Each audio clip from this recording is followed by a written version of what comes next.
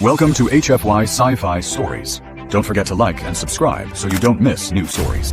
Nick squinted against the purplish sunlight piercing the thick canopy, his internal clock still disoriented by Vera Prime's constant dimness after 2 weeks. Checking his wrist display, he saw 0730 local time and quickened his steps along the glistening path toward the Science Academy. Third day, stellar impression Reyes, and already behind, he grumbled to himself. The Academy's immense spires, catching the violet light, shimmered with dazzling reflections in the distance. Ordinarily, Nick would pause for such a spectacle, but today, Lieutenant Commander Voss Harl was assigning his permanent role, and the Varians prioritized promptness, second only to their rigid social structure. As he neared the Academy's entrance, 2 Varian guards snapped to attention, their shimmering violet skin and silver armor glinting, vertical green pupils narrowing as they sized him up. "Identification?" the taller guard inquired, her melodic voice carrying an edge of coldness. Nick slammed his palm onto the scanner, a little too forcefully. "Nick Reyes, Earth Exchange Program, Cybernetics Division." The scanner flashed green, but the guards remained unyielding. "You are exactly 8 minutes and 43 seconds late, Technician Reyes," the second guard stated. "Lieutenant Commander V. Harl has registered your tardiness." "Naturally," Nick sighed. "Do you happen to have any Earth coffee? This Tsan hangover is brutal." The guards regarded him with blank expressions. "Understood. No humor." With a salute that would have earned him a reprimand on Earth, Nick passed through the gates. Inside, the Academy teemed with Varian scientists and administrators, all moving with purpose. Their silver hair, impeccably styled in braids indicating rank and discipline, contrasted sharply with Nick's own unruly dark curls, which he'd only briefly smoothed that morning. Navigating the complex hallways from memory, he arrived at Voss Harl's office precisely 11 minutes late. Taking a deep breath, he knocked. "Enter," came the curt reply. Lieutenant Commander Voss Harl stood by the window, hands clasped behind him. Like all Varians, he was a head taller than Nick. His ceremonial robe pulsed with embedded status indicators, a multitude of tiny lights broadcasting his achievements and lineage to those who understood their meaning. "Technician Reyes," V. Harl said without turning, "your punctuality is concerning." "My apologies, sir. Still adapting to the planetary cycle." "You've had 16 days. That excuse is long expired." Voss Harl finally turned, his green eyes piercing. "However, your technical qualifications are outstanding, which is why, despite my reservations, I have assigned you to our most vital research division." Nick straightened, his curiosity instantly piqued. "And which division would that be, sir?" "Xenobiological integration. You will be working directly with Lady Leia Ziva on cross-species cellular regeneration." Nick's eyebrows shot up. "Ziva? As in the High Council Ziva?" "The very same. Lady Leia holds the 3rd position in her family's succession and is the Academy's leading xenobiologist." V. Harl's lips thinned, a gesture that might have been a smile on a human. "Please endeavor not to disgrace our species." "No pressure then," Nick murmured. V. Harl tapped his wrist display. "Lady Leia will await you in Laboratory 7 in 20 minutes. Do not be late, Technician Reyes." He paused, his green eyes locking onto Nick's. "Lady Ziva is not accustomed to Earth's more relaxed customs. I strongly advise you to adjust your approach." "Understood completely, sir." Dismissed, Nick managed to suppress his sarcastic salute this time. A high-ranking aristocrat, precisely what he needed. More Varian formality and protocol. He'd joined this exchange for advanced technology, not to navigate alien social intricacies. He found Laboratory 7 without difficulty. It was triple the size of the others, featuring actual windows that looked out onto the Academy gardens. Nick paused at the threshold, adjusting his uniform and attempting, in vain, to tame his hair. The door slid open before he could knock. Inside, the lab was equipped with technology that would make Earth's premier facilities seem primitive. Holographic displays flickered with intricate molecular structures, and the air thrummed with the hum of advanced computing. But it wasn't the technology that captivated Nick. Lady Leia Ziva stood at the central console, her back to the entrance. Even from behind, she radiated an undeniable presence. Tall even for a Varian, with silver hair cascading down her back in elaborate braids that clearly signified her elevated status. When she turned, Nick found it challenging to maintain his professional composure. Her features were striking: high cheekbones, full lips, and almond-shaped eyes with vertical pupils of the most intense green he had ever witnessed, almost golden in the lab's light. Her violet skin seemed to possess an inner luminescence, and the elegant scientific attire she wore, Commander Voss, her voice a cool, melodic wave, barely concealed her striking figure. "Technician Reyes," she began, "you arrive early. A most unexpected occurrence, given your usual punctuality." Nick, jolted by her directness, stammered, "Commander, Please, let's forego the earthly pleasantries. Haral apprised me of your rather unique methods." She indicated a workstation with a subtle gesture. "You'll be assigned here. Your access remains restricted to non-essential systems until your trustworthiness is proven." Nick's fleeting awe transformed into a prickle of indignation. "With all due deference, Lady Zevthea, I excelled at MIT Luna and hold 3 patents in regenerative cybernetics. I journeyed to Vera Prime not to be treated as an apprentice." Leah, raising a solitary silver eyebrow, offered the sole hint that his outburst registered. "Your human academic accomplishments are indeed impressive. However, on Vera Prime, trust is meticulously earned, not presumed from mere scholastic achievements." She turned back to her console.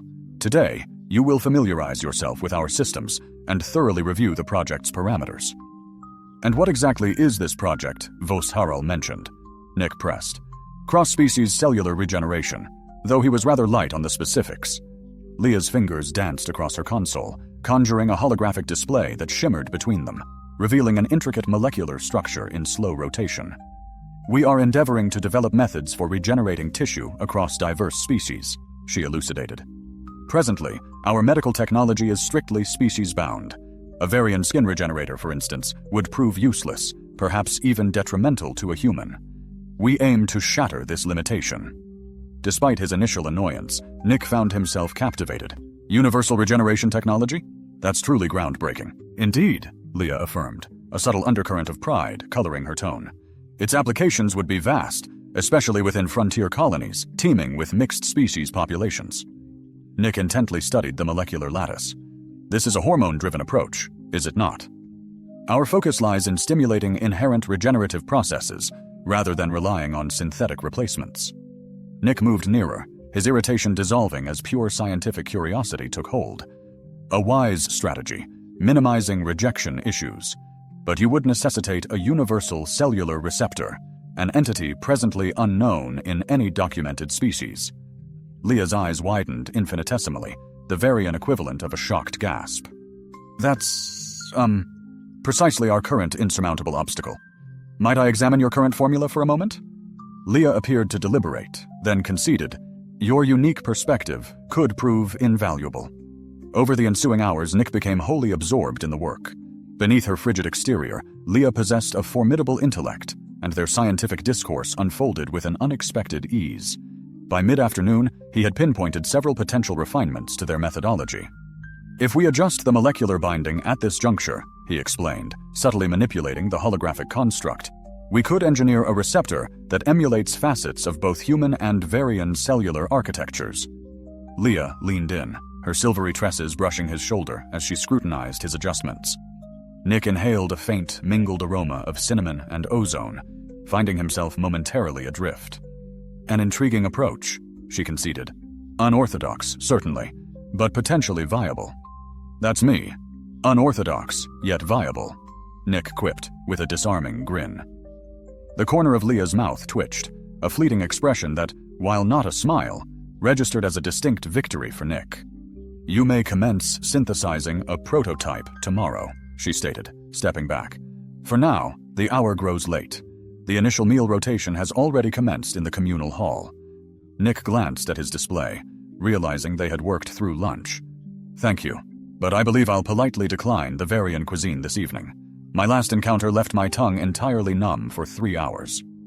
This time, Leah's lips undeniably curved upward. "You were served traditional car. It is considered a grave discourtesy not to finish it, notwithstanding its inherent neurotoxins."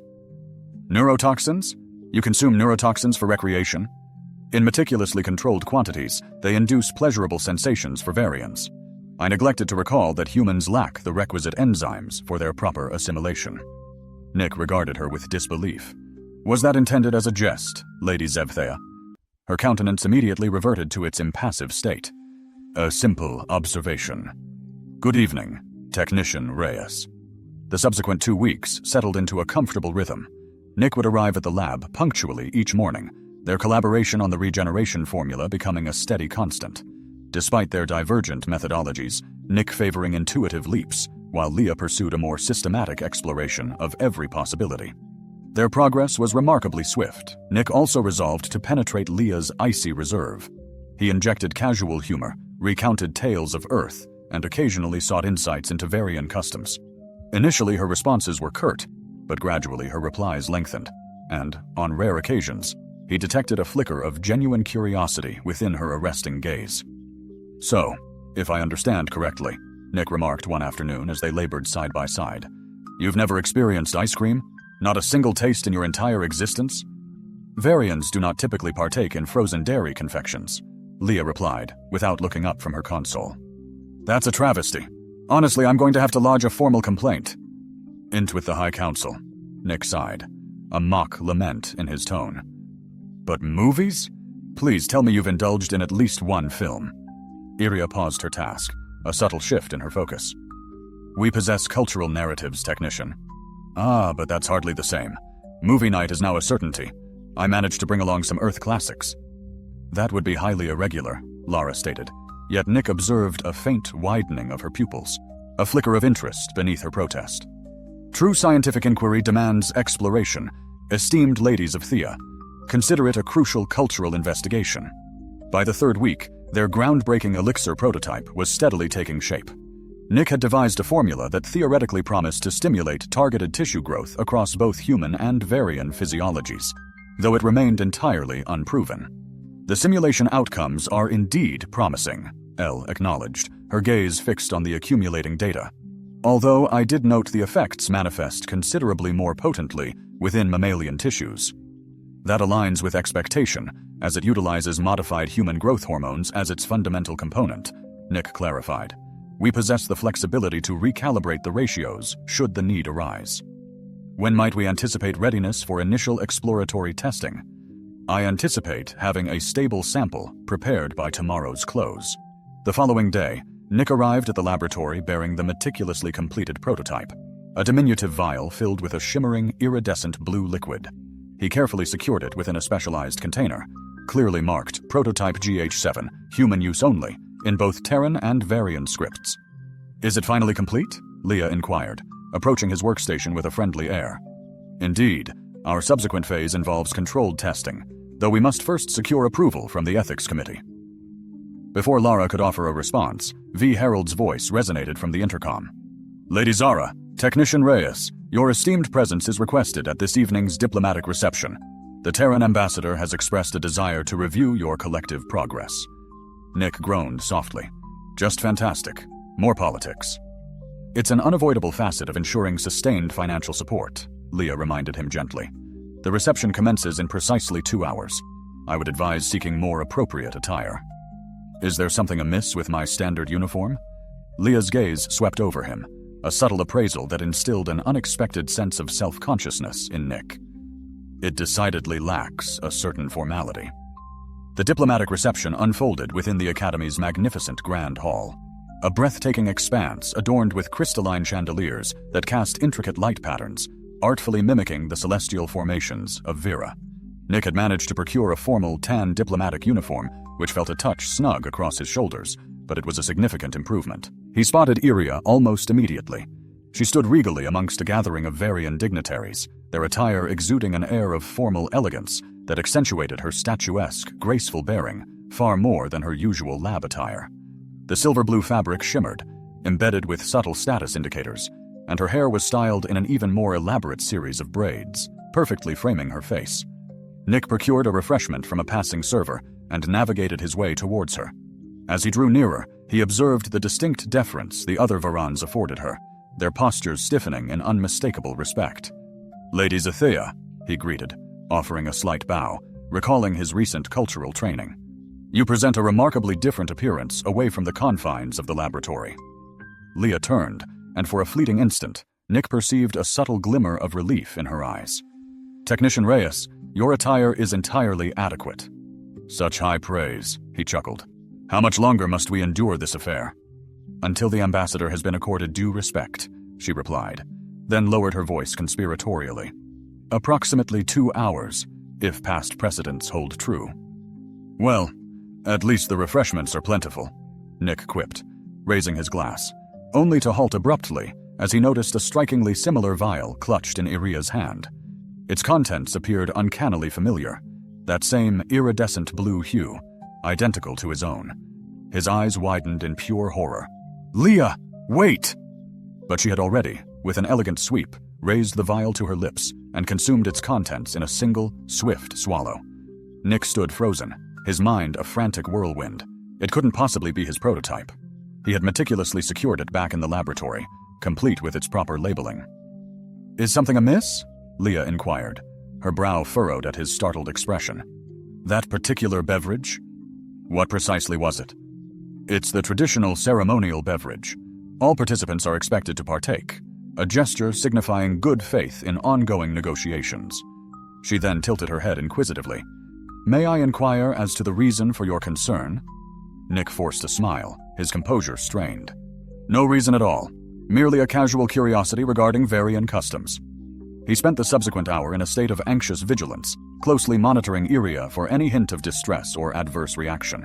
But she continued to execute her diplomatic duties with flawless precision, betraying no outward sign that anything was amiss. By the time he had the opportunity to escort her back to the laboratory to retrieve her personal effects, Nick had almost managed to convince himself that it wasn't his elixir she had ingested. "Our progress evidently impressed the ambassador," Leah commented as they re-entered the lab. "Full funding for the upcoming research cycle is now virtually assured." "Excellent news," Nick replied, his response absent-minded, his focus already zeroing in on his workstation. The secured container remained precisely where he had left it, yet it was now inexplicably empty. His stomach plummeted. "Leah, did you happen to relocate my prototype?" "Number? Why would I have—" She faltered mid-sentence, a sudden dawning of comprehension illuminating her features. "The ceremonial beverage. Yes, I believe you may have inadvertently consumed an experimental human growth hormone elixir." Leah's typically serene countenance contorted with genuine alarm. "That's utterly impossible. The serving staff would never—" "Someone must have inadvertently interchanged them, perhaps believing it was intended for the ceremony," Nick surmised, running a hand through his hair in frustration. "However, consider this. It's specifically formulated for human physiology. Your Varian biology should possess the capacity to neutralize the majority of its effects." Leah nodded slowly, her expression conveying a growing unease. Lyria, regaining her composure, confirmed Nick's thoughts. "Varian cellular structures are fundamentally different from human ones. The probability of cross-species reactivity is minimal." "Exactly. And even if there is some reaction," she continued, "the formula is designed to stimulate natural healing and growth processes, not create new ones." "Then logically there is no cause for concern." Lyria straightened her shoulders. "We will monitor the situation, but I see no reason for alarm." Nick wasn't entirely convinced, but her calm, logical approach soothed his rising anxiety. "Right. And first thing tomorrow we'll run some tests to make sure everything's normal." "Agreed. Good night, Technician Reyes." "Night, Leah. And, call me if you notice anything unusual, okay?" She nodded and departed with her usual grace, leaving Nick staring anxiously at the empty container. The next morning, Nick arrived at the lab early, determined to develop some kind of counter-agent, just in case. He was deep in molecular modeling when the lab door slid open with unusual force. Lyria stood in the doorway, but not with her usual composed posture. Her breath came in short gasps, her normally perfect hair slightly disheveled, and her formal attire appeared hastily assembled. Most shocking of all was her expression, wide-eyed and flustered in a way he'd never seen on any Varian. "Leah, what's wrong?" She closed the door behind her and leaned against it. "Your elixir," she whispered, her voice uncharacteristically shaky. It had an effect." Nick approached cautiously. "What kind of effect?" Leah's violet skin darkened across her cheeks, a Varian blush. "My anatomical proportions have altered overnight." "Altered how?" Nick asked, though he had a sinking feeling he already knew. Instead of answering, Lyria gestured to her chest area, which Nick now noted seemed significantly more prominent than before. The formal attire she typically wore with ease now strained noticeably across her upper body. "Oh," was all he could manage. "This is unprecedented," Lyria said, her voice rising slightly. "Varian females do not possess such excessive mammary development. It's inappropriate, unseemly, and... She stopped abruptly, wincing as she shifted position. And? Nick prompted. And they are extremely sensitive, she admitted, her flush deepening to a rich purple. Every movement causes sensations. Nick tried and failed to keep his eyes at face level. I'm sorry. I never thought. You must fix this immediately, Luria interrupted, before anyone discovers what has happened. I'll try, but I need to understand exactly what we're dealing with, Nick said, slipping into professional mode despite the bizarre situation. We should run some tests. Leah's eyes widened with genuine alarm. No tests, no records. No one can know about this, especially not... The lab door slid open, revealing an elderly Varian male in formal council robes. His eyes narrowed as he took in the scene before him, Leah's disheveled appearance, and Nick standing unusually close to her. Uncle Thalor, Leah gasped, immediately straightening and clasping her hands formally before her, a motion that obviously caused her discomfort, given her new sensitivity. Lady Zara, the elder acknowledged coldly before turning his severe gaze to Nick. And this must be the human technician I've heard so much about. Nick Reyes, sir? Nick offered his hand before remembering that Varians, especially high-ranking ones, rarely engaged in physical contact with outsiders. Thalori ignored the gesture. I came to personally review your research progress, niece. The High Council is most interested in your collaboration. Of course, Uncle, Luria said, her professional mask slipping back into place despite her physical discomfort. Though we were just about to... What has happened to your appearance? Thalor interrupted, his gaze fixed on Leah's noticeably altered silhouette. Luria froze, her composure cracking. There was an accident, Nick interjected, with one of our experimental formulas. Thalor's eyes widened, then narrowed dangerously. You experimented on a member of the High Council lineage? No, it was my fault, Leah said quickly. I accidentally consumed... Silence, Thalor commanded. Do you realize what this means? Under Varian law, Human Section 42 of the Ancient Code is explicit. Any outsider who physically alters a noble woman's body becomes permanently responsible for her. Nick blinked. Wait, what? Responsible? How, Uncle? That law is archaic and hasn't been invoked in generations, Luria protested, a note of panic in her voice. It has never been removed from the code, Thalor countered, and in this case, its application seems most appropriate. His thin lips curved in what might have been satisfaction. Congratulations, Technician Reyes. According to our most sacred laws, you are now culturally bound to Lady Leah Zara as her protector and partner. Partner, Nick echoed. You mean like in your Earth terminology? I believe fiancé would be the closest approximation, Thalor said coldly. The High Council will be most interested to hear of this development. He turned and left as abruptly as he had arrived, leaving Nick and Leah staring at each other in stunned silence. Did he just... Engaged, Nick finally declared, but Leah sagged into a chair, a fresh wave of sensitivity bringing a wince. This is a diplomatic catastrophe, she murmured, her voice tight. My family? The Council? Our entire research endeavor? Nick, struggling to grasp the enormity of it, insisted. There must be a way through this. We just need to reverse the elixir's effects. Leah's gaze met his, her emerald eyes reflecting an uncharacteristic vulnerability. And if we can't, Technician Reyes? Nick ran a hand through his hair, the reality crashing down. Then I suppose we'll discover how adept I truly am at being a Varian fiancé.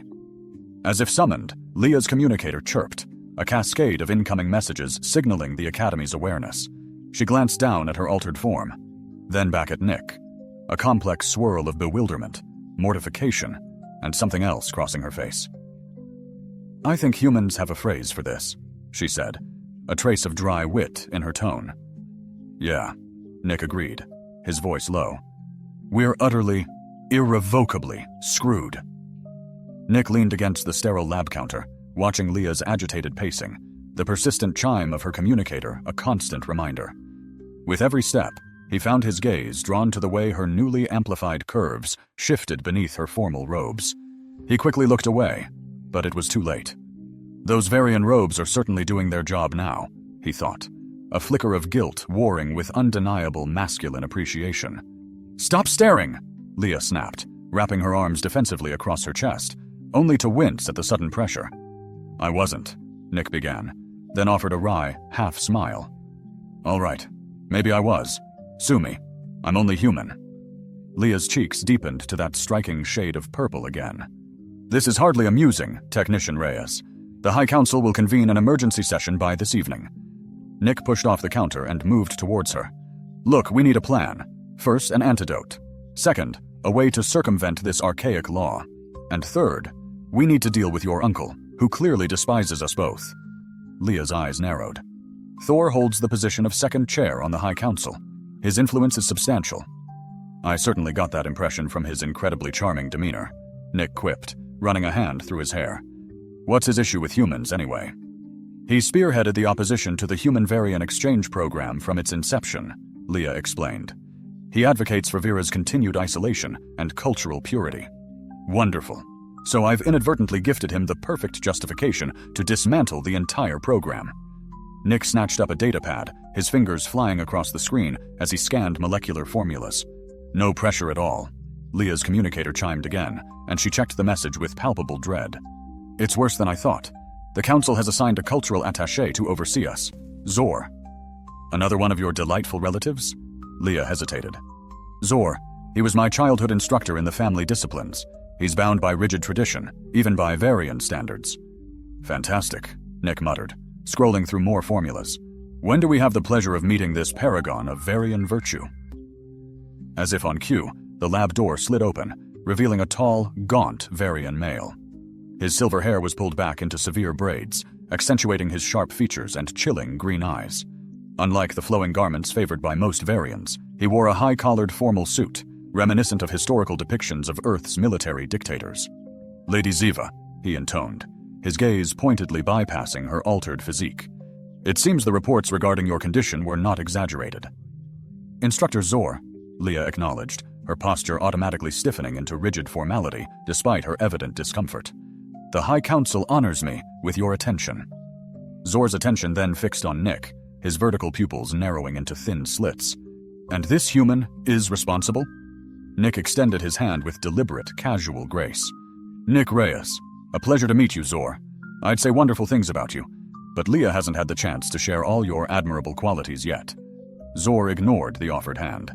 "You will address me as Cultural Attaché Zor, Human." "Certainly, Cultural Attaché Zor, Human. Or perhaps human is part of your designation, not mine. The syntax is a tad confusing." Leah shot Nick a sharp warning glance, which he skillfully ignored. He had no intention of deferring to this glacial figure. "The High Council has mandated that I monitor this situation until a resolution is achieved," Zor continued, dismissing Nick's remark. "You will continue your research while adhering to the appropriate public appearance dictated by Section 42.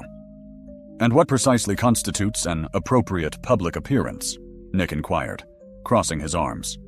"You will attend all diplomatic and social functions as Lady Ziva's designated consort. You will strictly observe proper Varian etiquette at all times, and you will refrain from any conduct that could bring further disgrace upon the Zev Thara lineage." "So essentially, I need to act as if I have a steel rod shoved up my—" Nick abruptly stopped as Leah shot him another look. "We understand the stipulations." Laria, her voice urgent, cut in quickly. "We shall adhere to your mandate, even as we diligently pursue a reversal of this physical transformation." Zor's already thin lips tightened, almost vanishing into a grim line. "Ensure that you do. The Council has generously allocated a mere fortnight for you to negate these alterations. Beyond that period, be advised, far more enduring repercussions will be deliberated." The moment Zor's chilling presence receded, Nick expelled a slow, low whistle, shaking his head. "Quite the character, isn't he? I wonder if that charming disposition is innate, or if he meticulously cultivated it over a lifetime." "Zor adheres to tradition with an almost zealous devotion," Leah murmured, her shoulders slumping as she sank wearily into a nearby chair. "He has, regrettably, never truly sanctioned my pursuit of a scientific career." "Allow me to venture a guess," Nick ventured, a wry note in his voice. "Does he perhaps believe that noble ladies ought to confine themselves to the delicate tasks of floral arrangements and the intricate planning of social gatherings?" "Essentially, that is correct." Leah winced, a ripple of discomfort passing through her as she subtly shifted her posture. These newfound sensations are proving remarkably disorienting. Nick's thoughts instantly veered towards images entirely inappropriate for a research partner. Yet he couldn't suppress the surprising surge of masculine satisfaction witnessing the usually impeccable Varian so visibly unsettled. There was an undeniable allure in observing her meticulously maintained composure fraying at the edges, revealing tantalizing flickers of raw, unadulterated emotion. "Get a grip, Reyes," he inwardly admonished, a self-reprimand. "Staring at your unexpectedly acquired alien fiancée won't conjure a solution to this predicament."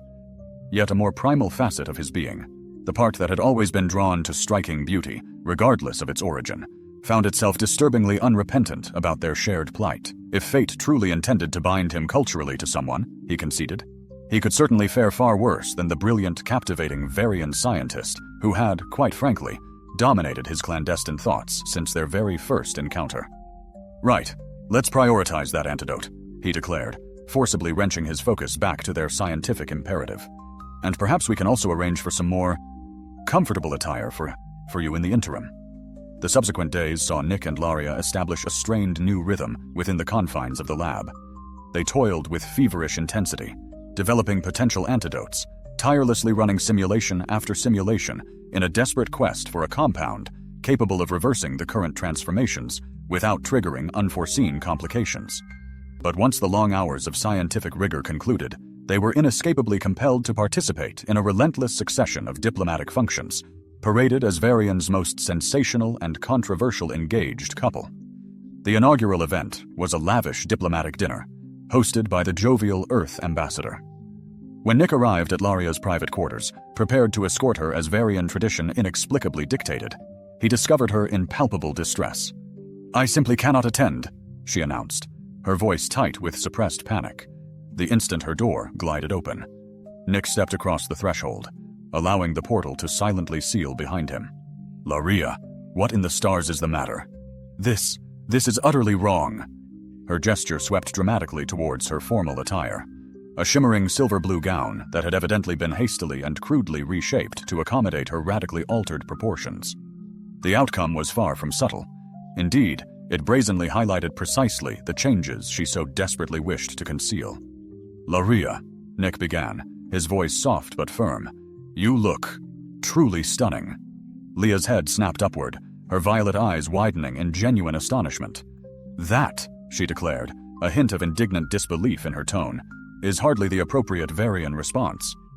"Perhaps not the culturally sanctioned Varian response," Nick conceded, his smile curving into a playful, crooked line. "But it is, I assure you, the profoundly honest human one." A blush, deep and undeniable, bloomed across her cheeks, causing her to abruptly turn her face away. "Your species' ceaseless preoccupation with mere physical attributes remains utterly incomprehensible," she stated, her voice tight. "Oh, really?" Nick's playful tone was laced with amusement. "Says the woman whose entire civilization meticulously engineered themselves to attain a uniform 7-foot stature, flawless violet skin, and cascades of shimmering silver hair. Let's be honest, Laria. Varians are precisely as susceptible to vanity as humans. You've simply mastered the art of extreme repression when it comes to admitting it." "I am not repressed," she fiercely protested, her voice rising in uncharacteristic agitation. "I am merely highly disciplined." Nick drawled, a knowing glint in his eyes, taking a deliberate step closer. "Then pray tell, why are your cheeks currently betraying you with such a vivid flush?" "I am not," Laria instantly denied, her fingers instinctively rising to brush her heated cheeks, feeling the undeniable warmth radiating beneath her skin. "This is merely a quantifiable physiological reaction to the elixir's lingering effects." "If you insist," Nick murmured, a faint smirk playing on his lips as he gently extended his arm. "Now come along. If we are genuinely compelled to endure this charade, let us at the very least endeavor to extract some measure of amusement from it."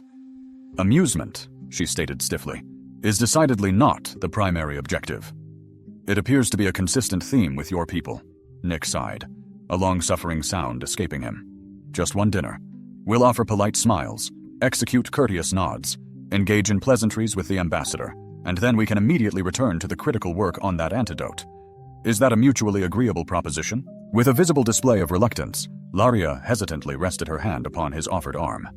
The instant their skin brushed, a profound, undeniable shiver coursed through her, causing her already deep flush to intensify dramatically.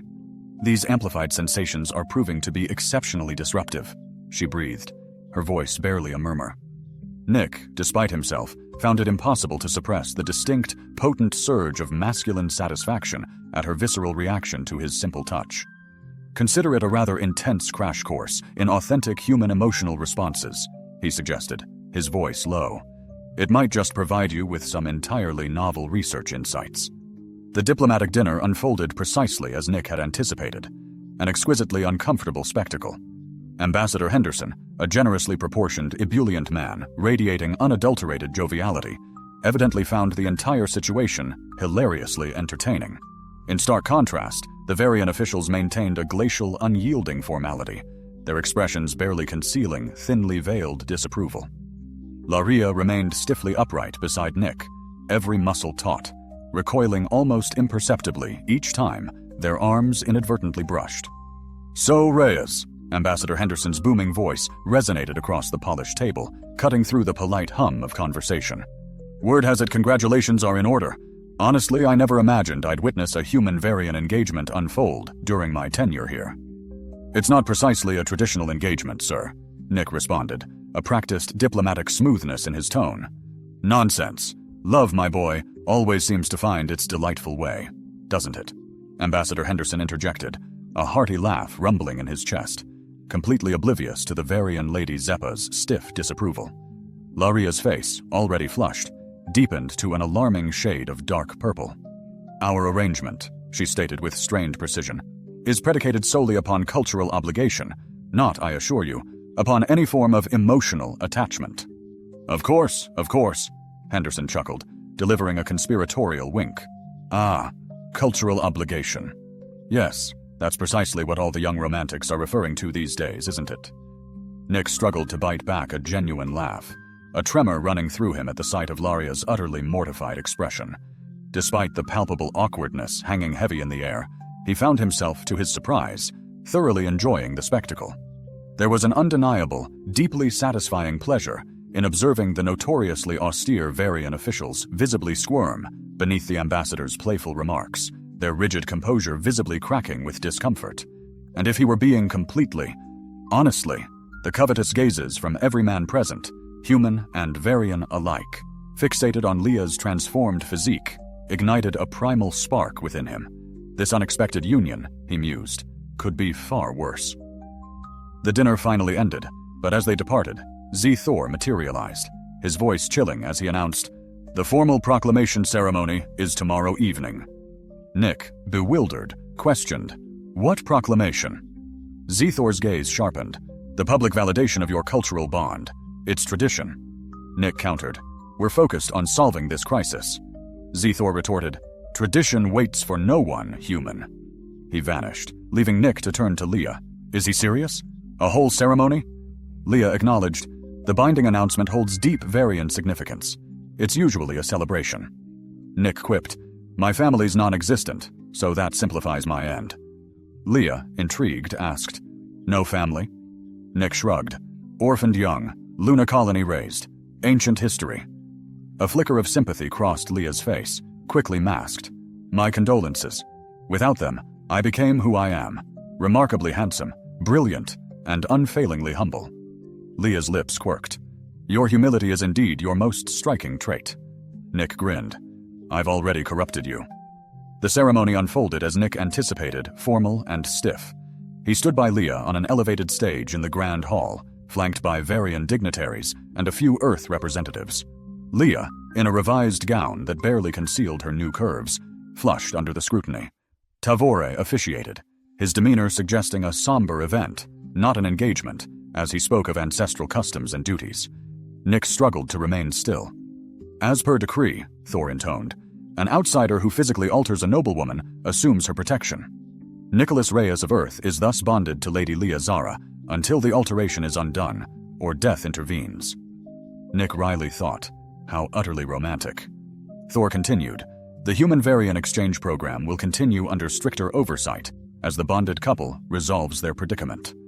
Afterward, they retreated to a quiet antechamber. "That was dreadful," Nick declared, loosening his collar. "Do we get cake, or is that too sentimental for Varians?" Leah snapped, using his name for the first time. This isn't a jest, Nick. My reputation, my academy standing, my family's honor, it's all at risk. Nick's tone softened. We'll sort this out. The latest simulation shows promise. The compound should be ready for testing tomorrow. Leah nodded, still tense. And if it fails, we try again. Nick hesitated, then added, for what it's worth, being culturally bound to you isn't a hardship for me.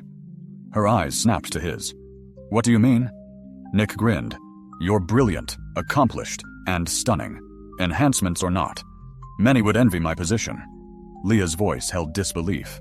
You find this situation acceptable? Nick admitted, I wouldn't have chosen these exact circumstances, but spending time with you? That I don't mind at all. Leah stared, processing his candor. Thor entered, announcing icily, public displays of affection are required for the reception. Nick, surprised, asked, displays of what? Thor clarified, his distaste evident. Newly bonded couples are expected to exhibit appropriate physical contact. Hand-holding would suffice. After he left, Nick raised his eyebrows at Leah. Hand-holding? Scandalous. Leah explained, her cheeks coloring again. Physical contact between nobles and commoners is forbidden, except in binding situations. And with my heightened sensitivity. Nick offered his hand with a theatrical bow. Shall we cause a scandal, my lady? With evident hesitation, Leah placed her hand in his. The effect was immediate. She gasped softly, her eyes widening. Are you all right? Nick asked, genuinely concerned despite the surge of ego. It's overwhelming, she admitted. Every nerve feels amplified. Nick gently squeezed her hand. Just focus on me. Block out everyone else. His tone made her look up, their eyes meeting. Meeting briefly, the carefully crafted composure on her face dissolved, revealing raw vulnerability and something else that made Nick's pulse surge. Perhaps this unplanned union isn't the worst possible outcome, he mused, as they rejoined the reception, her hand a comforting warmth in his. The following day brought both monumental progress and utter chaos. Their newest compound successfully negated the elixir's effects in simulations, but just as they began the synthesis, the lab's safety systems abruptly activated, trapping them. Warning, containment breach detected, the automated voice declared. Emergency lockdown initiated. What in the blazes? Nick rushed to the control panel. There's no breach. Someone sabotaged the system. Leah joined him at the console. The lockdown has been manually overridden. We can't disengage it from here. Who would do this? Nick stopped, realization dawning. Thor? That's a grave accusation, Lara stated, though her tone lacked conviction. Come on, Laria, he urged. He's been seeking any opportunity to undermine us from the start. Possibly, she murmured, her gaze fixed on the console. Regardless, we're sealed in for the standard quarantine. 12 hours. Nick sighed. Well, at least we can continue developing the antidote. As the hours crept by, they worked together, their bodies occasionally brushing in the confined space. Each touch sent visible tremors through Leah, her control fraying. You need to rest, Nick suggested after she fumbled a sample for the third time. You're utterly spent. I'm quite all right, she insisted, but her voice lacked its usual steadiness. Leah. Nick placed his hands gently on her shoulders, turning her to face him. Tell me, what is truly happening? The physical contact and his penetrating gaze shattered her remaining defenses. I can't contain it, she whispered. The feelings, the sensations, they're overwhelming. The physical changes? More than that, she looked away. The elixir has altered my neural pathways. The emotional restraint I've cultivated since childhood is dissolving. Nick's brow furrowed. What kind of restraint? Varian nobility undergo neurological conditioning from childhood, she explained. We are taught to suppress our emotions, to prioritize duty and logic above personal inclinations. Her hands trembled slightly. Without that conditioning, you're experiencing feelings you were never meant to, Nick finished softly. She nodded, her eyes meeting his with startling clarity. I have never felt emotions with such intensity. It is terrifying. Welcome to being human, Nick said with a warm smile. We navigate that intensity every single day. How do you manage? How do you make sound judgments when your very being seems to betray you at every moment? We don't always make sound judgments, Nick admitted, but sometimes the less rational choices prove to be the most significant. A comfortable silence fell between them, the air thick with unvoiced thoughts.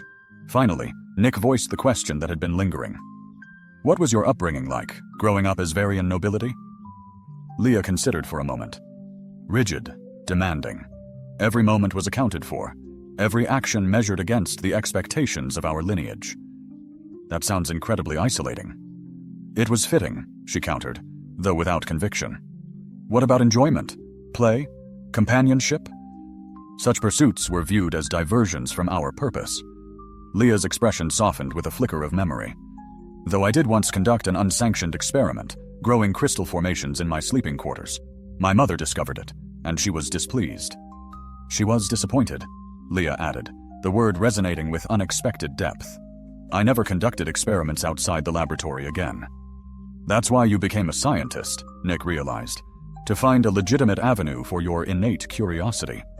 Leah appeared surprised, as if the thought had never occurred to her. Perhaps. And you? What drew you to cybernetics? When you grow up within the system, you learn to fix things yourself. No one else is going to do it for you. Nick shrugged. I had a knack for mechanics, earned a scholarship to MIT Luna, and never looked back. You navigated immense challenges, Leah observed. Didn't really have a choice, he admitted. It was that, or end up mining ice on Europa with the other orphaned children of the colony. A piercing alarm suddenly shattered the quiet of the lab, abruptly halting their conversation. The central processing unit flared with sparks, and acrid smoke began to billow throughout the chamber. System failure, the computer announced. Fire suppression offline. Nick lunged for the emergency extinguisher, but a secondary explosion sent him reeling backward. He crashed onto the floor, his vision swimming from the impact. Through the thickening smoke, he saw a ceiling panel detach directly above him. Before he could react, Leah's form appeared overhead, instinctively shielding his body with her own. As the panel descended, it struck her shoulder with a sickening crunch, yet she didn't flinch, her body remaining resolutely in place to protect him. When the smoke finally cleared and the emergency systems finally engaged, Nick helped Leah to a seated position, reeling from her actions. You could have been seriously hurt, he said, gently examining her injured shoulder. As could you, she replied simply. Why would you do? So that Varian nobles don't risk themselves for commoners, especially not alien commoners. Leah's eyes, usually so guarded, met his with an unwavering intensity. Perhaps I am no longer functioning according to Varian noble parameters. The stark implications of her confession hung heavy in the sterile air. A fragile silence shattered as the lab doors hissed open. Zethor, flanked by a security detail, strode in, his gaze narrowing dangerously at their proximity. What happened? He demanded, his voice slicing through the tension. Equipment malfunction, Nick responded, the lie feeling inadequate, omitting the churning suspicions in his gut. Convenient timing, Zethor drawled, his expression a mask of cold suspicion. The High Council convenes tomorrow to evaluate your progress. I suggest you prepare your report carefully, human. The High Council chamber was a monumental space that seemed designed to dwarf mortals, its soaring crystal dome reaching for the heavens. 13 elevated seats arranged in an ominous semicircle. Nick, usually unflappable, felt a knot of apprehension tighten in his stomach. Beside him, Laria stood with a rigid defiance, her posture masking the lingering ache from her injured shoulder. Even the specially designed formal robes couldn't fully conceal the undeniable changes wrought upon her form. Thalor, a figure of icy authority, occupied the second chair, Zethor, a stone sentinel, at his right hand. Their matching sneers were a clear, damning testament to their prearranged alliance. We have reviewed your progress reports, Thalor announced, his voice devoid of warmth. They are insufficient. We've had some setbacks, Nick countered, his voice steady despite the tremor in his hands. But our latest formula shows promise in simulation.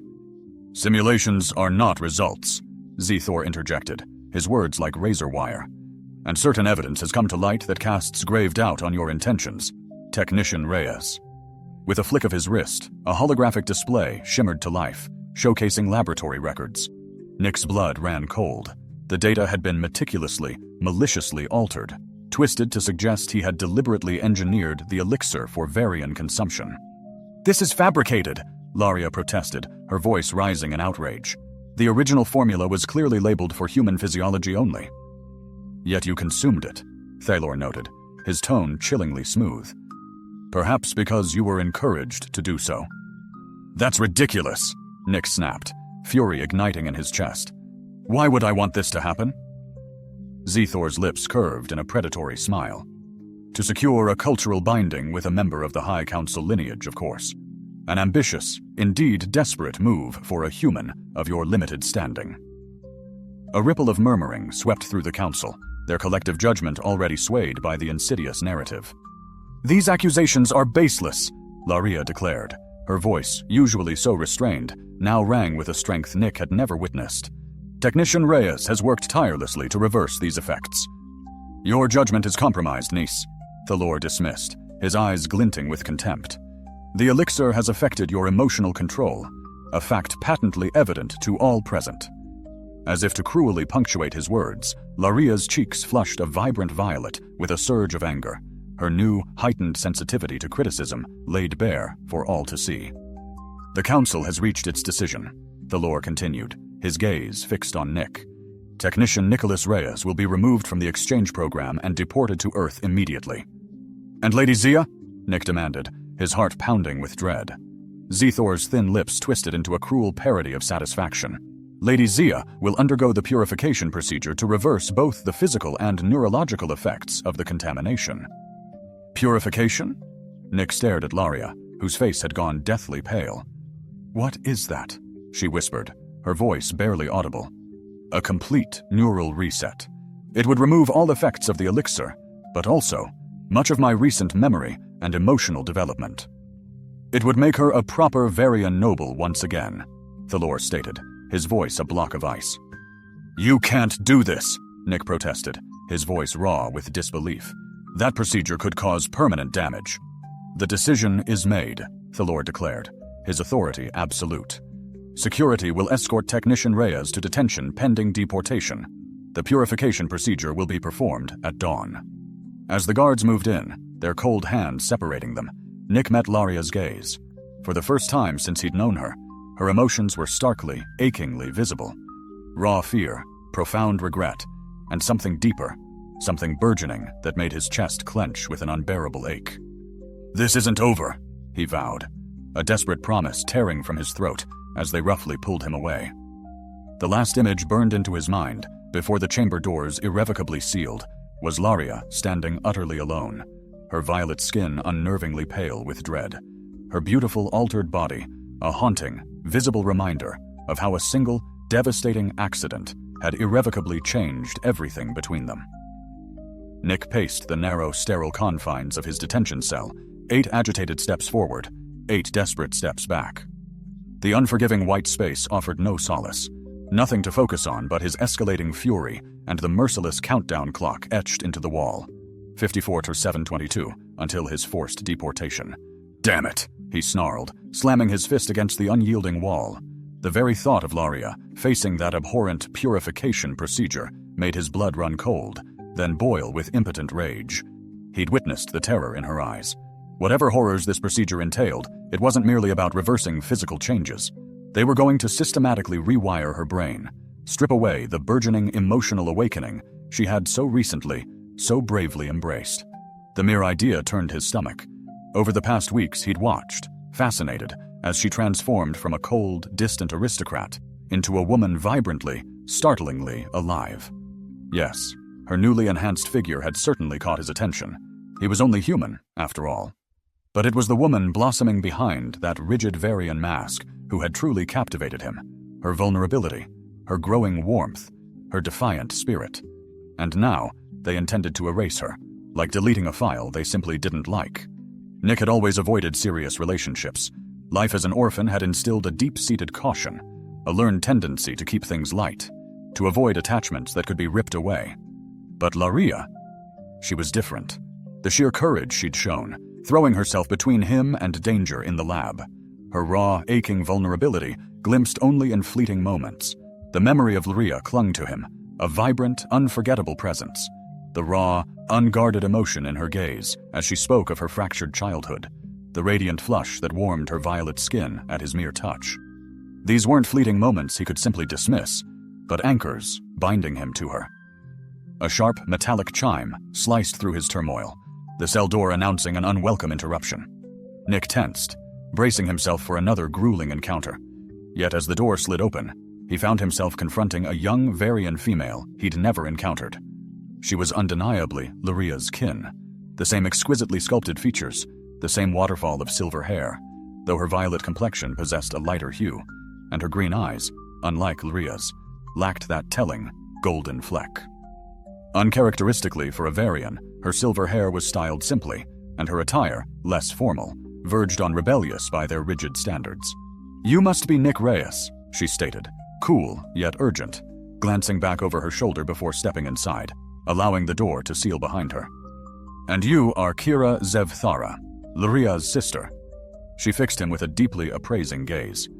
"I confess, I expected someone more formidable, given the seismic chaos you've unleashed upon our entire societal framework." Nick couldn't suppress a wry grin. "Sorry to disappoint. The chaos-causing muscles are strategically concealed beneath the uniform." To his genuine surprise, Kira laughed, a ripple of mirth he'd scarcely believed possible from a Varian. "I can truly see now why my sister is risking everything for you." "Risking everything? What exactly do you mean?" Nick pressed, a knot forming in his stomach. Kira's expression instantly hardened, turning gravely serious. "Lyria has defiantly refused the purification procedure. She stood firm, just as she vowed to the Council. She will not yield to neural recalibration."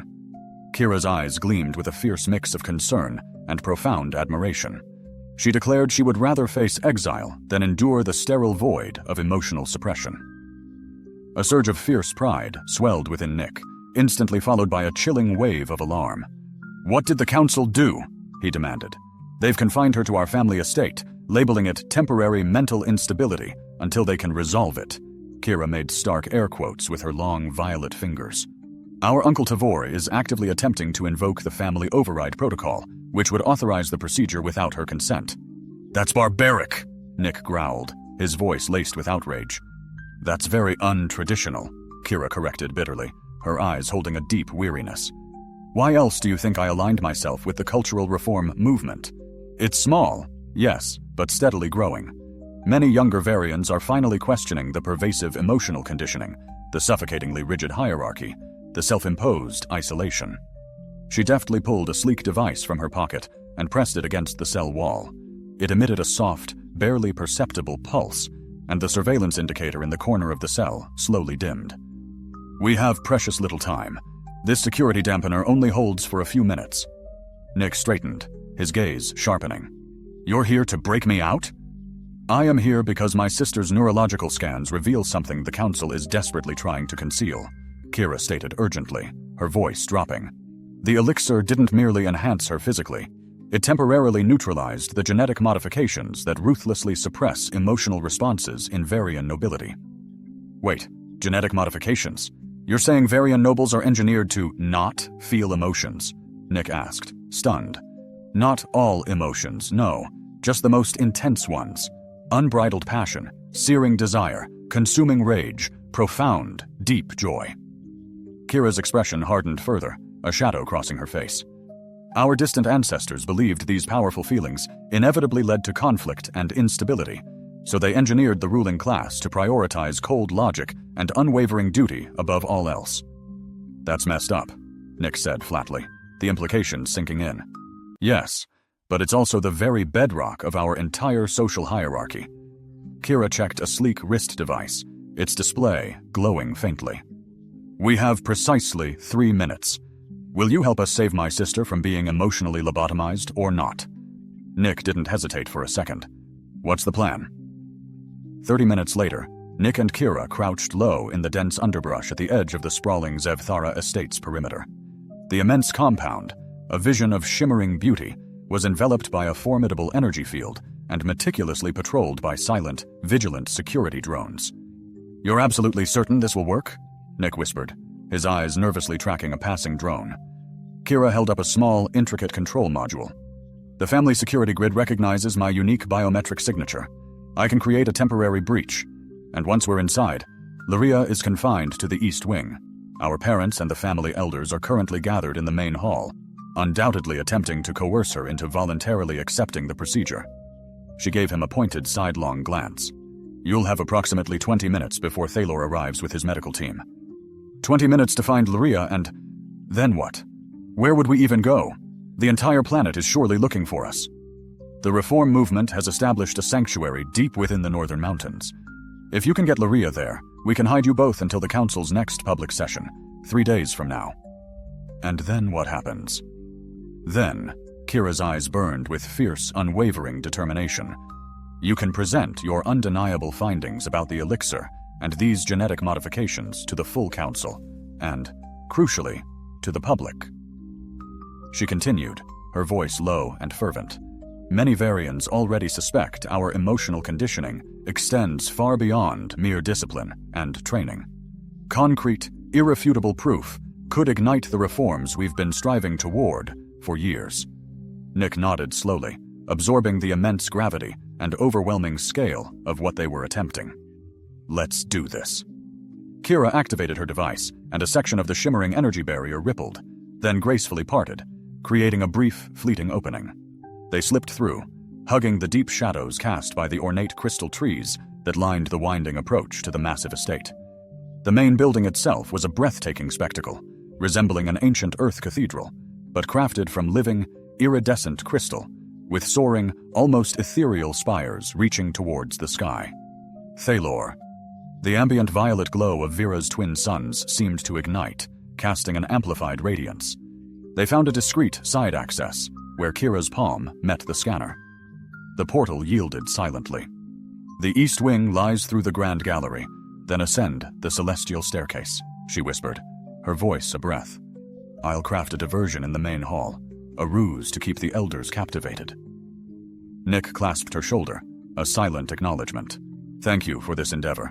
Just ensure it unfolds flawlessly. Human, Kira responded, a flicker of amusement in her tone. My sister deserves a partner who matches her intellect, even if he struggles with emotional discipline. I'll happily accept that as high praise. Kira turned and vanished toward the main hall, while Nick proceeded through the grand gallery.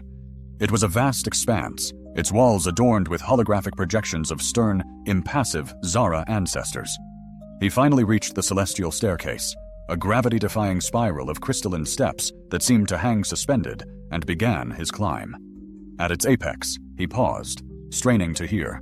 From his right, resonant voices emerged, their insistent tones met by a familiar, spirited defiance that sent a jolt through his heart.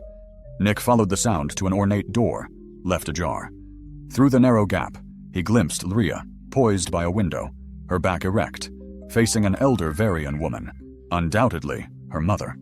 Despite the gravity of the moment, Nick couldn't help but admire how the sunlight streaming through the glass illuminated Lyria, her enhanced form evident even through the formal attire.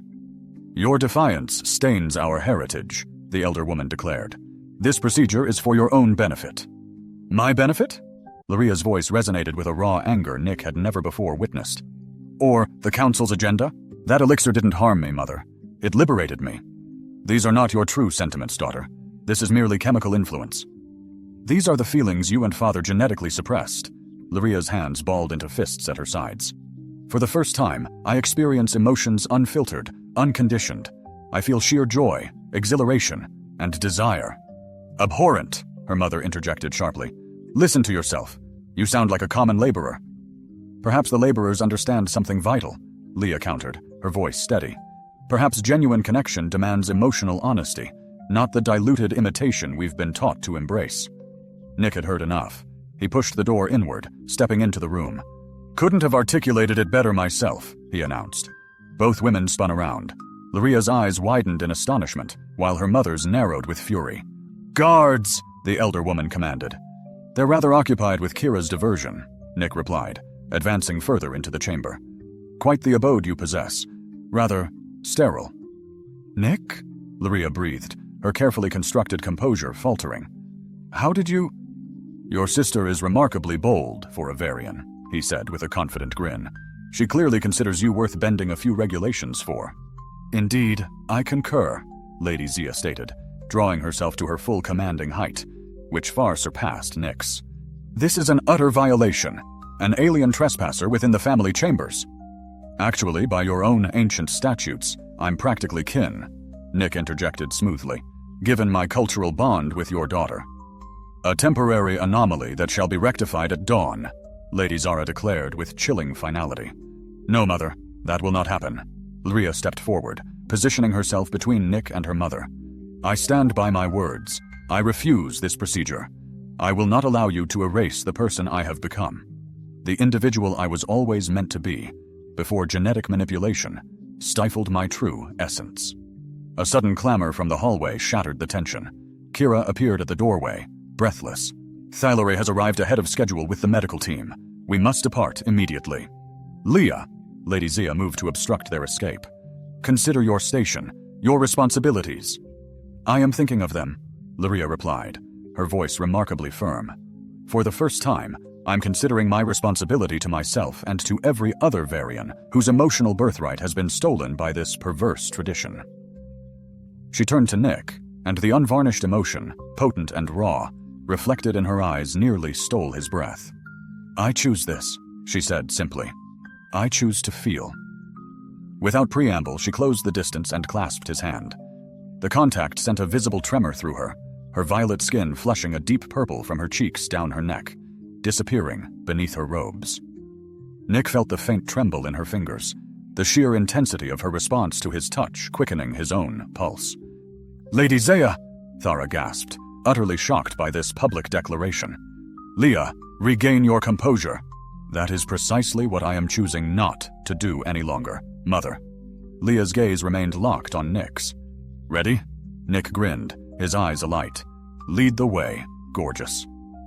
They surged past the stunned Lady Zia, following Kira down a service corridor that opened onto a private landing pad, where a compact transport craft awaited. This will convey you to the northern mountains, Kira explained as they boarded. The coordinates are pre-programmed. You aren't joining us? Lyria inquired. Kira shook her head. Someone must remain to disseminate misleading information to Thalor. Besides, her lips curved into a knowing smile, you two probably require some privacy to discuss strategy. Nick chuckled, as Leah's face bloomed with color yet again.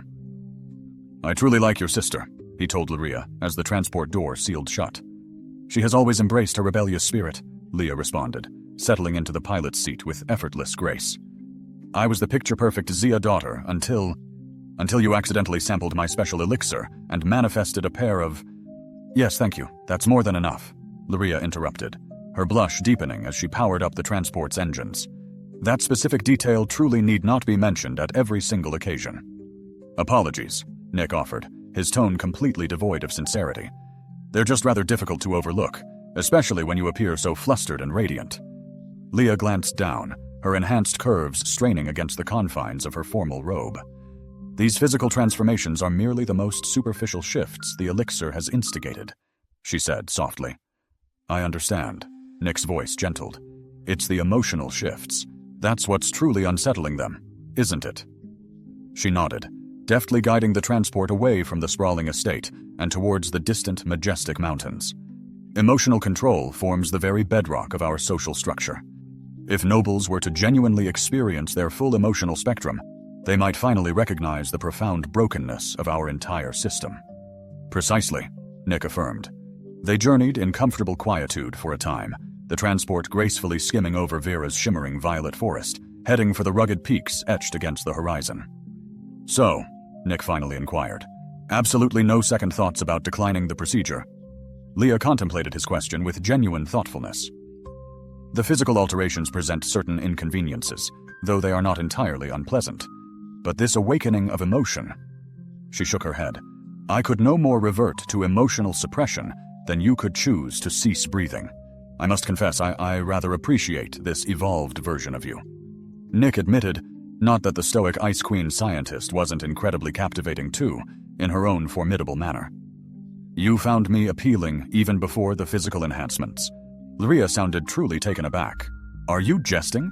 A tall, brilliant, stunning alien woman who could precisely calculate molecular bonds in her mind and looked at me as if I were simultaneously the most intriguing and infuriating creature in existence. Nick grinned broadly. An absolute allure. Leah's lips curved into a smile far more uninhibited than any he had witnessed from her previously. You are an exceedingly peculiar human, Nick Reese. Part of my undeniable charm. The reform movement known as Sanctuary revealed itself to be an intricate network of caves artfully transformed into remarkably comfortable living spaces, secluded high within the northern mountains. For 3 full days, Nick and Laria collaborated closely with the movement's dedicated scientists, meticulously analyzing the intricate data gleaned from Leah's neural scans and cross-referencing it with historical records that the reformers had meticulously and secretly compiled. Nick was astonished to grasp the sheer magnitude of the reform movement. Countless younger Varians who dared to question the deeply entrenched traditions and the pervasive emotional suppression characteristic of their society. Many were from lesser-ranked noble families who had undergone less extensive genetic modifications compared to the prominent high-ranking lineages, allowing them fleeting glimpses into the profound sensations of full emotional capacity. On the momentous morning of the Council's highly anticipated public session, Leah discovered Nick standing on an observation platform, captivated by the spectacle of the twin suns ascending over the vast expanse of the violet forest far below. "An absolutely breathtaking view," he commented, as she gracefully joined him. "Indeed," she agreed, though her gaze was not fixed upon the sweeping landscape. Her eyes were intently fixed upon his profile, a new, captivating boldness radiating from her gaze that sent a warmth through his very skin. "Are you prepared for today?" he asked, turning to face her directly. "As prepared as I can possibly be." She was attired in a formal robe graciously provided by the reform movement, thoughtfully modified to gracefully accommodate her enhanced physique without unduly drawing attention to it. The evidence we present is compelling, yet the Council remains deeply entrenched in its commitment to preserving the current status quo. "Then our approach must simply be even more compelling," Nick declared with unwavering confidence. Leah paused, then deliberately stepped closer to him. "Nick, irrespective of the outcome today, I want you to genuinely understand that I harbor absolutely no regrets about drinking the elixir." Her voice softened, becoming hushed. "These past weeks have undoubtedly been the most profoundly meaningful of my entire existence. Even the awkward moments, the involuntary blushing, the intense stares, the hushed whispers, even those," she candidly admitted, "they were entirely worth it for the other experiences I've gained." Nick raised a curious eyebrow. "What other experiences specifically?" Rather than articulating her answer, Leah closed the remaining distance between them and gently pressed her lips to his. The impact was nothing short of electric. Her naturally violet skin immediately flushed, a visible wave of deep purple cascading down her neck and across the portion of her chest he could see. She trembled slightly against him, clearly overwhelmed by the sheer intensity of the sensations, yet she did not withdraw. When they finally parted, her breaths came in rapid, shallow gasps. "That was most illuminating," Nick laughed softly, his arm still encircling her waist. "That's certainly one way to describe it. I'd personally opt for mind-blowing." "We really must proceed to the transport," she stated, making no discernible move to disengage from him. "The council session is scheduled to commence in 2 hours, correct?" "Correct," Nick released her with visible reluctance. "Let's go liberate your society from its oppressive emotional regime." The magnificent council chamber was filled to its absolute capacity, with dignitaries, esteemed scientists, and eager citizens occupying every available space. News of Leah's audacious defiance and the impending challenge to the Council's entrenched authority had already spread like wildfire, generating an unprecedented level of public anticipation and interest. Before the Council's imposing semicircle, Nick and Leah stood resolute, confronting Thor's icy fury and Zor's calculating stare. Behind them, members of the burgeoning reform movement had strategically positioned themselves throughout the chamber, a silent but potent force, ready to lend their support. Lady Zev Thara, the ancient Varian leader Vath, finally addressed Leah, her voice weighted with ancient, unyielding gravitas. "You stand accused of violating the sacred traditions of our people and bringing profound dishonor to your esteemed lineage through public emotional displays. How do you respond to these grave charges?" Leah's voice, though soft, resonated through the tense chamber with unwavering clarity. "I stand before you not as one accused, Elder, but as a living revelation. The elixir I consumed did not damage my being. Rather, it simply freed me from a genetic manipulation I never, ever consented to." A shocked murmur swept through the assembled crowd, quickly escalating into agitated whispers. "Nonsense!" Thalor interjected sharply, his tone laced with disdain. "The emotional discipline revered by our nobility is achieved through rigorous training and profound meditation." "Lies," Nick roared, stepping decisively forward. With a swift motion, he activated a shimmering holographic display, revealing Leah's intricate neural scans juxtaposed against ancient, forgotten medical records. "Your so-called discipline," he declared, his voice burning with righteous fury, "is nothing more than a cruel, genetically engineered suppression, ruthlessly targeting specific brain regions responsible for authentic emotional processing." The murmuring now swelled into a tumultuous roar of disbelief and outrage. "The evidence is irrefutable," Leah pressed on, her gaze sweeping across the stunned faces. "For countless generations, the high noble families have been unwitting subjects of this profound genetic modification, administered without their knowledge or consent, forging an artificial hierarchy built not on true merit, but on the chilling artifice of emotional dampening." "This is a treasonous fabrication," Zor finally managed to bluster, though his voice wavered, utterly devoid of its usual conviction as the undeniable evidence shimmered, irrefutably, for all eyes to witness. "Is it?" Nick challenged, his tone piercing. "Then pray tell. Explain why Lady Zevthara's neural patterns, observed after her exposure to the very same elixir, precisely mirror those of historical variants, from the eras preceding the supposed dawn of your great emotional discipline?" The council chambers erupted into absolute pandemonium, a cacophony of panicked whispers and heated accusations as the profound implications began to sink in. Vith, with visible effort, slammed his ceremonial staff against the floor, a resonant clang that struggled to command order. "Even if what you assert possesses some merit," he finally conceded, his voice strained, "these drastic measures were enacted for the very preservation and stability of our society. Unfettered emotions, remember, spiraled into the Great Conflict, a cataclysm that brought our civilization to the precipice of utter annihilation. With all due respect, Elder," a new, clear voice resonated from the swelling crowd, drawing all eyes. Kira stepped boldly forward, her presence commanding attention. "That history, I must contend, has been grievously distorted. The true ancient records unequivocally reveal that it was not emotion itself that ignited the conflict, but rather the destructive imbalance created between those who were permitted to feel and those who were cruelly denied that fundamental right." As if on cue, a wave of other reformers rose from their seats, their collective voices swelling in resounding support. "We are not advocating for anarchy or chaos," Leah stated firmly, her conviction unwavering. "We are advocating for an essential choice. Let every Varian decide for themselves whether to undergo emotional conditioning, rather than having it ruthlessly imposed upon them from the moment of their birth." "Impossible," Thalor scoffed, utterly dismissive. "The very foundation of our society," Nick concluded, his voice echoing with profound gravity, "is built upon a profound and insidious lie. And now, that lie has been irrevocably exposed. You have a stark choice. Adapt, embrace the truth, or watch your meticulously constructed, perfect society fracture irrevocably from within, as more and more Varians inevitably awaken to this searing reality." The council members, their faces etched with deep concern and solemn gravity, began to confer amongst themselves, their whispered exchanges filling the tense quiet. Finally, Vith, his posture conveying immense burden, addressed the chamber. "These profound revelations," he stated, his voice somber, "demand the most careful and exhaustive consideration. The council will now recess to deliberate upon their far-reaching implications."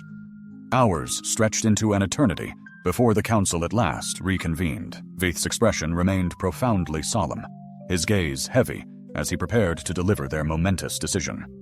"After a thorough and exhaustive review of all presented evidence," he began, his voice strained, "the council hereby acknowledges that certain historical measures were, indeed, implemented without full and transparent disclosure to our people." He paused, a visible struggle playing across his ancient features, before continuing. "Therefore, in the paramount interest of preventing further societal discord and ensuring our future stability, we propose the following profound compromise." The terms unveiled were more benevolent, more hopeful than Nick had ever dared to envision. The contentious practice of genetic emotional suppression would, from this day forward, become an option for future generations, not a mandate. A pioneering human-Varian cultural exchange initiative would be swiftly established, specifically designed to explore the invaluable benefits of emotional integration, with Nick and Leah themselves appointed as its joint directors. And in a truly astonishing turn, the council had even agreed to form a dedicated reform advisory committee, with Kira, their courageous ally, at its helm. Additionally, Veith concluded, a note of finality in his voice, we formally acknowledge that Lady Leah Zara's unique condition arose from an unforeseen accident, rather than any deliberate malice on the part of Technician Reyes. Therefore, while the existing cultural binding may be dissolved, should both parties express such a wish.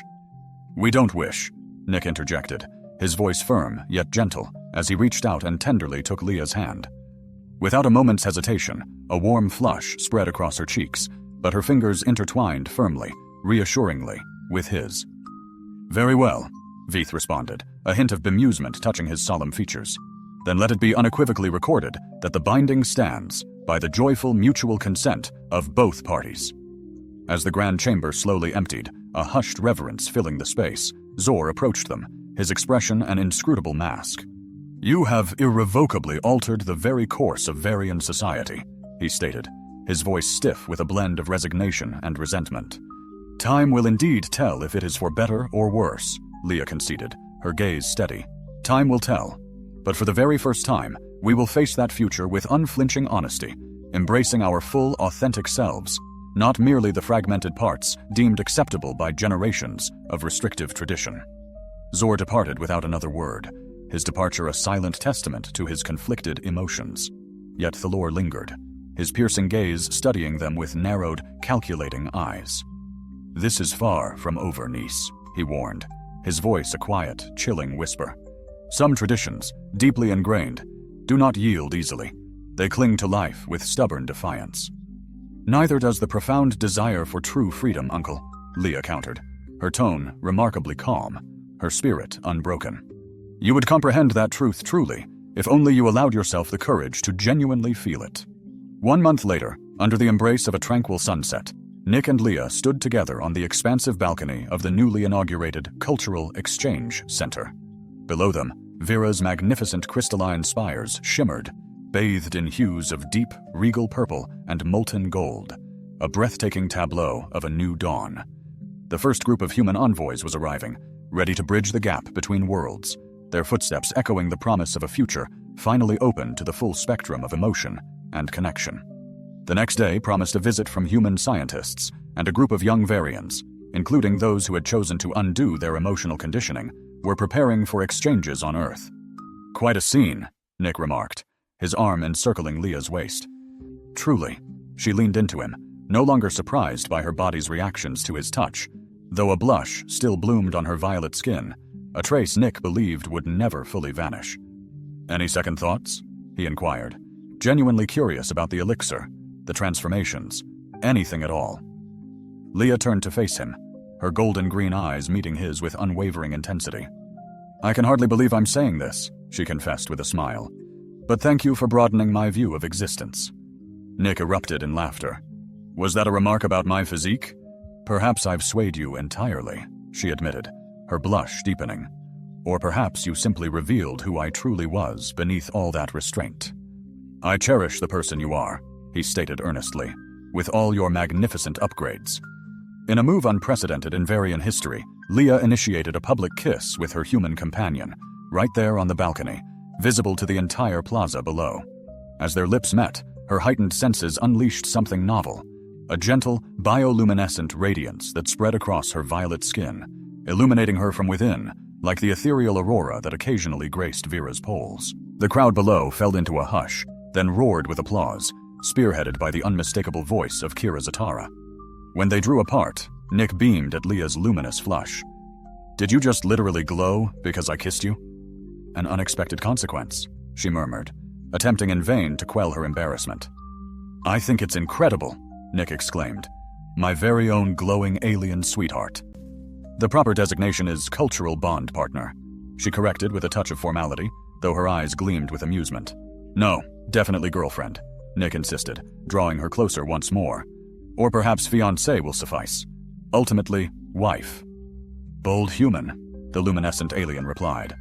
As Vera Prime's twin suns descended, casting their last light across the city, Nick and Leah remained on the balcony, dark figures against the fading sky, a human and a Varian united by a chance elixir that had reshaped not just an individual, but an entire civilization.